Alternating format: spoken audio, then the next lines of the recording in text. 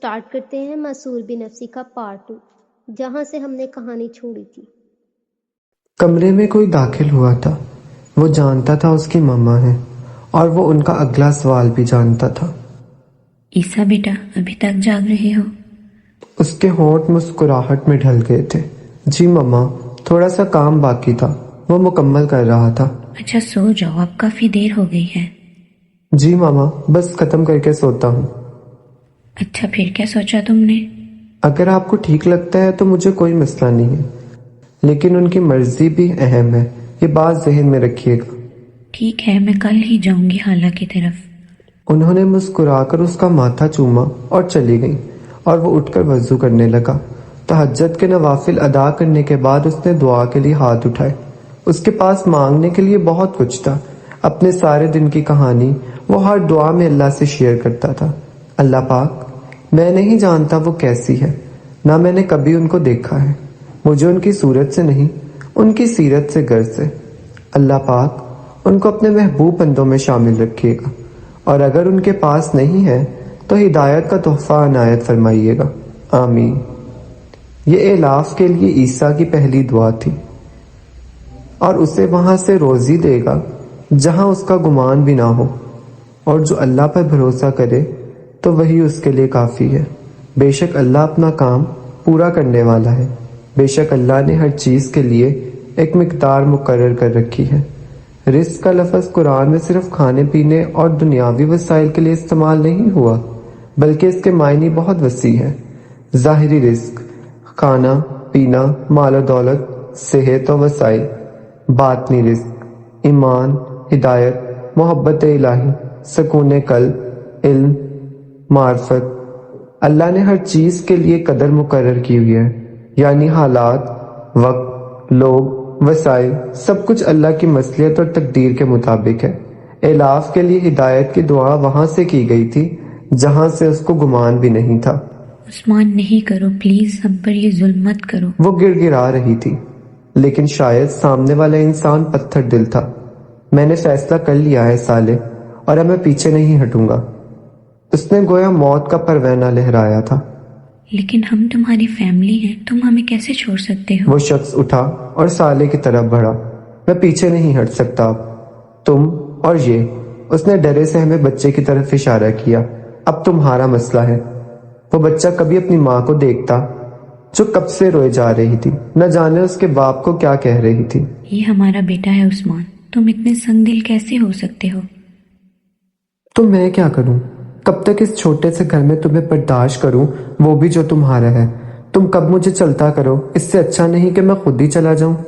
اس نے اس گھر کی طرف اشارہ کیا تھا جو صالح کے باپ نے اسے شادی کے تحفے میں دیا تھا۔ تم میرے شوہر ہو، کیسی باتیں کر رہے ہو؟ مسئلہ پتہ کیا ہے؟ میں تمہیں مزید برداشت نہیں کر سکتا، اور میں جا رہا ہوں۔ اب تم جو مرضی کرو، مجھے فرق نہیں پڑتا۔ اور وہ سنگ دل انسان اتنا کہہ کر وہاں سے چلا گیا تھا۔ اس کو نہ بچے کی فکر تھی، نہ ہی بیوی کا خیال، اور صالح سوچ رہی تھی کہ یہ تھا وہ شخص جس کے لیے وہ لڑی تھی، اپنے باپ سے۔ یہ تھا جس کے لیے اس نے سب سے جنگ کی تھی، آج دوسری عورت کے پیچھے چل پڑا تھا۔ اس نے سوچ لیا تھا اس سے اب کیا کرنا ہے۔ وہ اپنے بچے کی طرف بڑھی اور اس کو گود اٹھایا۔ عیسیٰ، تم مجھے کبھی دھوکہ نہ دینا بیٹا، ماما تمہارے لیے کچھ بھی کرنے کو تیار ہے۔ اور اس بچے نے اپنی ماما کے کندھے پر سر رکھ دیا تھا، جیسے اس سے بڑھ کر محفوظ پناہ گاہ کوئی نہیں ہو سکتی۔ گرمیوں کا اختتام اور سردیوں کی آمد، اور یہ تھا اعلاف کا پسندیدہ موسم، جب ہوا نہ سرد ہوتی ہے کہ ہڈیوں میں گھس جائے، نہ گرم کہ آپ کا میٹر شارٹ ہو جائے۔ وہ یونیورسٹی میں ایک بینچ پر بیٹھی تھی، ہوا چل رہی تھی، اور اس کو درخت کے نیچے بیٹھ کر ایک عجیب سا سکون محسوس ہو رہا تھا۔ یہ سکون ہی تو چاہیے اس کو۔ ایکسکیوز می، آپ چلیں گی ہمارے ساتھ؟ دو لڑکیاں اس کے پاس آ کر بولیں۔ ان میں سے ایک اس دن والی لڑکی تھی جو کیفے میں باتیں کر رہی تھی۔ کہاں؟ ظہر کا وقت ہو گیا ہے، اور ہماری میم نے ظہر کی نماز کے لیے آڈیٹوریم مختص کیا ہے، اور انہوں نے کہا تھا کہ راستے میں سب کو دعوت دیتے ہوئے آیا کرو۔ تقریباً سب لڑکیاں ہی جا رہی تھیں، وہ بھی چل پڑی۔ جی میں چلتی ہوں۔ سب وضو کر کے شامل ہوتے جا رہے تھے۔ نماز پڑھ کر وہ جانے لگی، لیکن ابھی کوئی بھی نہیں اٹھا تھا۔ وہ بھی بیٹھ گئی۔ شاید میم نے دعا کروانی تھی، اس نے سوچا۔ تھوڑی دیر بعد ایک لڑکی اٹھی اور سب کے ایک ایک صفحہ دینے لگی۔ اس کو بھی دے دیا گیا۔ جب سب کو صفحے دے دیے گئے تو میم نے ان کو اپنی زندگی کے گول اور سینٹر آف لائف لکھنے کا کہا۔ اس نے بھی لکھے، ماما پاپا کو خوش کرنا، بزنس وومن بننا، اور سینٹر آف لائف مطلب جس کے لیے میں سب کرنا چاہتی ہوں، میرے والدین۔ اور نہیں، میں میران کا نام نہیں لکھ سکتی، میں جج نہیں ہونا چاہتی، میں خود۔ کوئی بتائے گا اس نے کیا لکھا ہے؟ جی میم۔ یہ وہی لڑکی تھی جو اس کو ساتھ لے کر آئی تھی اور کیفے میں اپنی دوست کو سمجھا رہی تھی۔ میرے گولز ہیں کہ مجھے اللہ کی نظر میں اپنا مقام بنانا ہے، اور میرا سینٹر آف لائف بھی اللہ تعالیٰ ہے۔ میم اس کا جواب سن کر کافی متاثر ہوئی تھی، اور الاف حیران، مطلب کتنی پرسکون لگتی ہے نا یہ۔ بالکل، آپ کا سینٹر آف لائف اللہ تعالیٰ ہی ہونے چاہیے۔ آپ کی زندگی کو اللہ کے گرد گھومنا چاہیے، ہر فیصلہ اور ہر کام اللہ کے حکم کی پابندی کرتا ہو۔ الاف نے اپنے لکھے ہوئے کو پڑھا۔ بظاہر سب ٹھیک تھا، لیکن کچھ بھی ٹھیک نہیں تھا۔ اب ہم بات کرتے ہیں اس وقت کی جب انسان حالت گناہ میں ہوتا ہے۔ یہ بہت اہم بات ہے، توجہ سے سنیے گا۔ جب انسان گناہ کرتا ہے تو اس کا ایمان اس سے اٹھا لیا جاتا ہے، مطلب وہ کافر نہیں ہو جاتا، لیکن وہ حالت ایمان میں نہیں ہوتا۔ ایمان ایک روشنی کی طرح ہے جو دل میں جلتا ہے، اور گناہ اس روشنی کو کمزور کرتے ہیں۔ جب حالت ایمان میں ہوتا ہے تو اس کا سیلف ایک ہوتا ہے، اور جب وہ گناہ کرتا ہے تو دراڑ پیدا ہو جاتی ہے، حالت ایمان اور حالت نفس میں دراڑ۔ پھر دونوں میں ایک جنگ شروع ہو جاتی ہے، اور انسان اختیار کھونے لگتا ہے اپنے نفس پر، اپنے کردار پر اور اپنی سوچ پر۔ پھر وہ نفس کی قید میں ہوتا ہے، انسان کی اتھارٹی ختم ہو جاتی ہے۔ میم، یہ جنگ کیسے ختم ہوتی ہے؟ ایک لڑکی نے میم سے سوال کیا۔ بہترین سوال ہے۔ جب انسان توبہ کر لیتا ہے تو حالت ایمان میں واپس آ جاتا ہے، جنگ ختم ہو جاتی ہے اور دراڑ پر ہو جاتی ہے۔ توبہ کرنا لازم ہے۔ میم، جن کو گناہ کا احساس ہے لیکن وہ ہٹ نہیں رہے، وہ کیا کریں؟ اپنے لیے ہدایت کی دعا مانگنا شروع کر دیں۔ اس جملے کے ساتھ محفل برخاست ہو گئی تھی اور سب آڈیٹوریم سے نکلنا شروع ہو گئے تھے۔ الاف آہستہ سے اٹھی اور باہر نکلنے لگی۔ اس کے دماغ میں اپنی زندگی ایک ریل کی صورت چلنے لگی تھی۔ اب اس کا سفر شروع ہونے کو تھا۔ وہ شیشے کے سامنے کھڑا اپنی تیاری پر آخری نظر دہرا رہا تھا۔ اس نے ٹیبل سے گھڑی اٹھا کر پہنی اور اپنا لیپ ٹاپ بیگ اٹھا کر باہر نکل گیا۔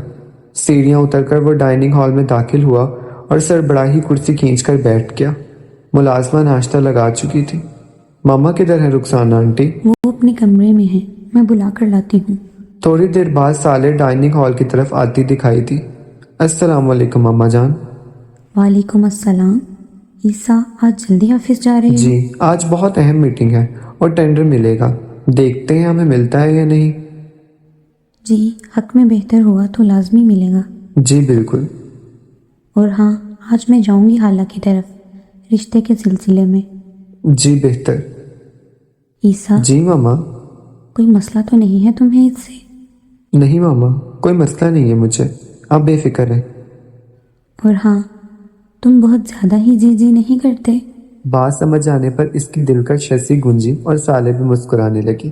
جی، سالے کا کہکہا گونجا اور اس طرح صبح کا خوشگوار آغاز ہو چکا تھا۔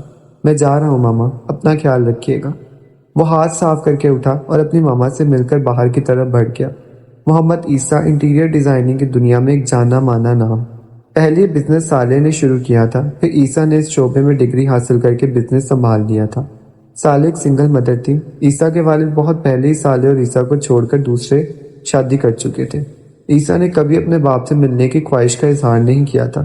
اب اللہ کی رحمت اور عطا سے عیسیٰ کا بزنس پیک پر تھا اور انٹرنیشنل لیول تک گرو کر چکا تھا۔ آفس پہنچ کر اس نے سب سے پہلے عارف کو طلب کیا جو کہ یہاں امپلائی تھا، اور راہم جو کہ عیسیٰ کا سیکرٹری تھا۔ انتہائی غصے کے عالم میں عارف کو گھورے جا رہا تھا۔ عارف پچھلے 15 منٹ سے عیسیٰ کے بولنے کا انتظار کر رہا تھا، لیکن محترم کو اپنی پانی نہیں مل رہا تھا۔ سیاہ رنگ کی بوتل اس کے لیے بہت خاص تھی۔ کی بوتل گھمانے سے ہی فرصت۔ کل 4 بجے آپ کہاں تھے؟ شکر، سوال جواب کا سلسلہ شروع ہوا تھا۔ سر میں آفس میں ہی تھا۔ اچھا، آفس میں کہاں تھے؟ سر میں جی آپ وہ کیا؟ سوری سر میں آفس میں نہیں تھا۔ کہاں تھے؟ آفس ٹائمنگ میں۔ سر وہ کل آپ جلدی واپس چلے گئے تھے۔ میں نے سب کے ساتھ مذاق کیا تھا کہ آپ نے سب کو جانے کا کہا ہے، کام ہوتا رہے گا، ایک دن کا ریسٹ کریں، اور آپ جانتے تھے کہ آج ہماری کتنی اہم میٹنگ ہے۔ ہم کل سائٹ پر گئے تھے، جب واپس آئے تو آفس خالی تھا، اور جو اس میٹنگ میں شامل ہیں وہ سب آپ کو خود ہی سزا منتخب کر دیں گے، کیونکہ ان سب کو ایکسٹرا کام کی صورت میں سزا مل چکی ہے۔ اپنا نان سیریس رویہ درست کریں آفس سے، کوئی کالج نہیں جو آپ پرینک پلے کریں گے۔ Get out. راہم کو کچھ زیادہ ہی غصہ تھا۔ عارف کی وجہ سے سارا شیڈیول دھگڑ مگڑ ہو چکا تھا۔ سوری سر، جا سکتے ہیں آپ۔ عارف وہاں سے منہ لٹکا کر چلا گیا، کیونکہ وہ جانتا تھا کہ اس کے کولیگ اس کو چھوڑنے والے نہیں ہیں۔ سر چلیں، ٹائم ہو چکا ہے۔ وہ میٹنگ روم کی طرف روانہ ہو چکے تھے۔ چلتے چلتے عیسیٰ نے راہم سے دریافت کیا، اور اس کی وجہ سے کیا کیا انفارمیشن ملی ہے آگا کو؟ سر ابھی میں پتہ لگانے کی کوشش کر رہا ہوں۔ ٹھیک ہے۔ اس نے عارف کو صرف اس وجہ سے آفس میں بلایا تھا، آفس کا ڈیکورم اس کی وجہ سے خراب ہو رہا تھا، اور عیسیٰ کے بارے میں معلومات وہ مختلف لوگوں میں مہیا کر رہا تھا۔ شام 4 بجے کا وقت تھا اور موسم کافی خوشگوار تھا۔ ایک لڑکا ہاتھ میں چائے کا مگ تھامے لان میں یہاں وہاں چکر لگا رہا تھا اور فون پر کسی سے اونچی آواز میں بات کر رہا تھا، شاید کسی پر اپنا غصہ اتار رہا تھا۔ تم کیا بکواس کر رہی ہو؟ فوراً منع کر دو ان لوگوں کو۔ میں منع کروں گی ماما کو؟ ماما پاپا میری مرضی کے بغیر ہاں نہیں کریں گے۔ جو بھی ہے، خبردار اگر تم نے مجھے دھوکہ دیا۔ میں کیوں آپ کو دھوکہ دوں گی؟ اچھا میں چلتی ہوں، ماما بلا رہی ہیں۔ Okay bye. اس نے جھنجھلا کر فون کاٹا اور چائے پینے لگا۔ اتنے میں اسے اپنے والدین اپنی طرف آتے دکھائی دیے۔ اس نے بددلی سے چائے کا گھونٹ بھرا اور مگ ٹیبل پر پٹک دیا۔ کیا بات ہے میران، اتنے غصے میں کیوں ہو؟ مہرین نے اپنے بیٹے کا سرخ پڑتا چہرہ دیکھ کر تشویش کا اظہار کیا۔ اتنے میں آغا کرسی پر بیٹھ چکے تھے، جو کہ مہران کے والد اور مہرین کے شوہر تھے، جو کہ بہت ہی بڑی انٹیریئر ڈیزائن کمپنی کے شیئر ہولڈر تھے۔ ماما بابا، میں نے آپ کو الاف کے بارے میں بتایا تھا نا؟ ہاں بتایا تھا، کیا ہوا اس کو؟ آپ بس آج کل میں ہی رشتہ لے جائیں۔ اس کے پیرنٹس راضی ہیں؟ آغا نے سوال داغا تھا۔ مجھے نہیں پتا اس کے رشتے آ رہے ہیں، اور عین ممکن ہے کہ اس کے پیرنٹس کوئی اچھا رشتہ ڈھونڈ کر ہاں کر دیں گے۔ بات کر لو تم اس سے، ہمیں تو کوئی مسئلہ نہیں۔ مہدین نے بول کر آغا کی طرف دیکھا، جو پریشان نظر آ رہے تھے۔ آپ کو کیا ہوا ہے؟ اس بار بھی ٹینڈر عیسیٰ کو مل چکا ہے۔ یہ لڑکا دنوں میں چھا رہا ہے۔ تم کیوں نہیں کچھ کرتے مہران؟ جلد اپنی ڈگری مکمل کرو اور بزنس میں مدد کرو۔ کب ثابت کرو گے کہ تم ہماری اولاد ہو؟ آغا؟ مہرین نے گھور کر آغا کی طرف دیکھا تھا۔ کیا آقا، میں نے کچھ غلط کہا ہے؟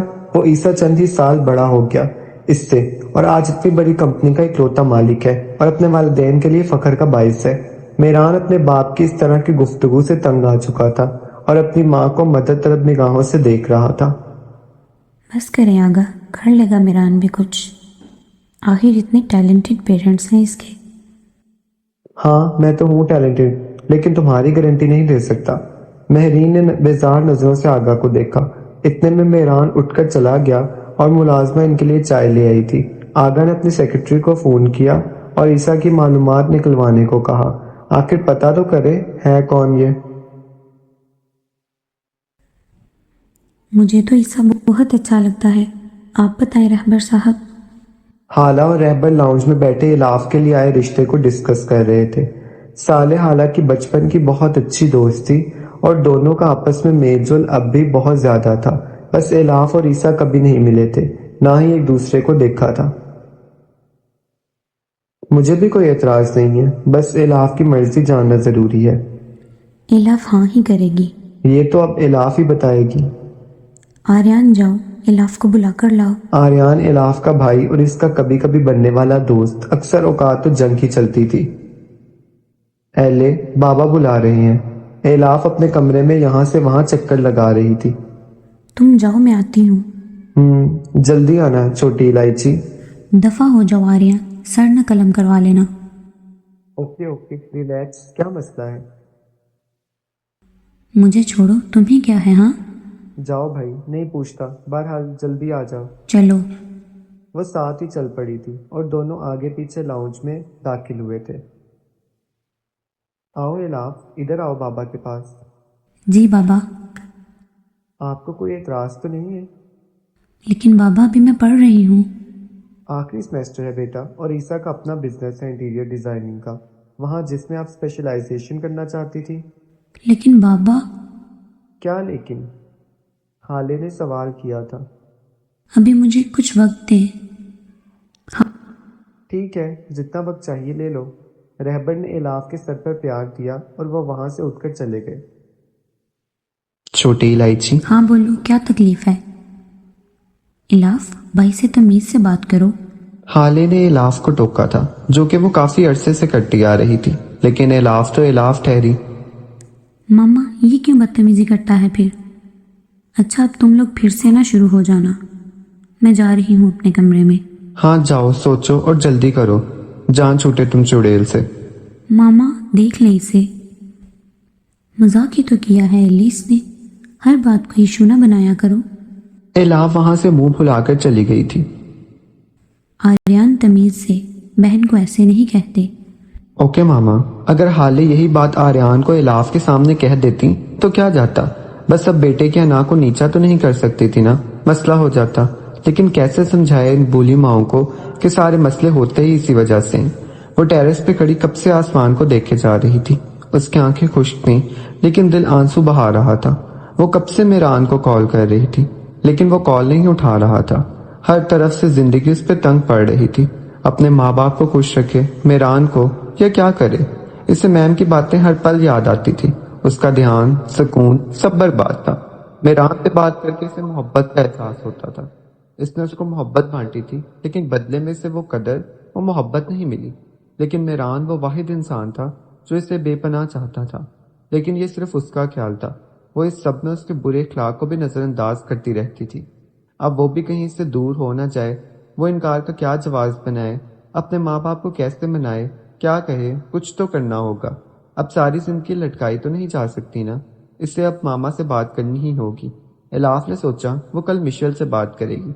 मिशेल वही लड़की थी जो इस दिन कैफे में इसके पीछे बैठी बातें कर रही थी। वो कितनी पुरसुकून मालूम होती थी। क्या इलाफ मीरान को छोड़ देगी? क्या ईसा इलाफ को हासिल कर पाएगा? मिलते हैं नेक्स्ट मंडे नेक्स्ट पार्ट के साथ। किताब एरा को सब्सक्राइब करना मत भूलिएगा। अल्लाह हाफिज़, अपना ख्याल रखें।